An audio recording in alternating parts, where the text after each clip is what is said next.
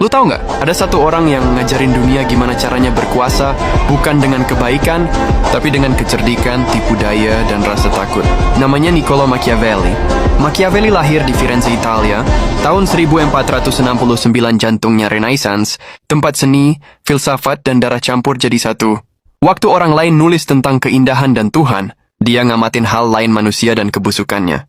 Di masa itu, Italia bukan satu negara, tapi puluhan kota yang saling rebutan pengaruh Firenze, Roma, Milan, Venezia, Napoli. Masing-masing punya raja, pasukan, dan pengkhianatnya sendiri. Politik bukan soal janji, tapi permainan hidup dan mati. Machiavelli bukan dari keluarga bangsawan. Cuma anak pegawai menengah yang suka baca dan punya rasa ingin tahu yang aneh. Tapi otaknya tajam, dan lidahnya lebih tajam lagi. Dari muda dia belajar orang berkuasa bukan yang paling benar, tapi yang paling paham manusia. Dia mulai karirnya di pemerintahan. Republik Florence waktu itu republik berarti rakyat memerintah, tapi kenyataannya kekuasaan tetap dipegang segelintir elit. Machiavelli dikirim jadi diplomat. Dia keliling Eropa, ketemu raja, paus, dan tiran. Dia ngelihat hal yang gak tertulis di buku-buku moral. Bahwa kebaikan jarang menang, dan kebohongan sering jadi jalan menuju kekuasaan. Di antara semua penguasa yang dia temui, satu orang yang paling ngubah hidupnya Cesare Borgia. Anak dari Paus Alexander VI. Ganteng, cerdas, tapi kejam. Orang yang bisa senyum sambil ngebantai sekutunya sendiri. Machiavelli terpesona bukan karena kekejamannya, tapi karena efektivitasnya. Dia lihat Borgia ngerti satu hal penting. Kekuasaan cuma milik orang yang berani kotor tangannya.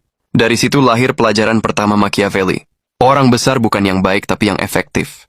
Tapi dunia nggak peduli sama orang cerdas. Waktu keluarga Medici penguasa lama Firenze kembali merebut kekuasaan, Machiavelli dituduh berkhianat. Dia dipenjara, disiksa, bahkan hampir dieksekusi. Setelah bebas, dia diasingkan ke desa terpencil.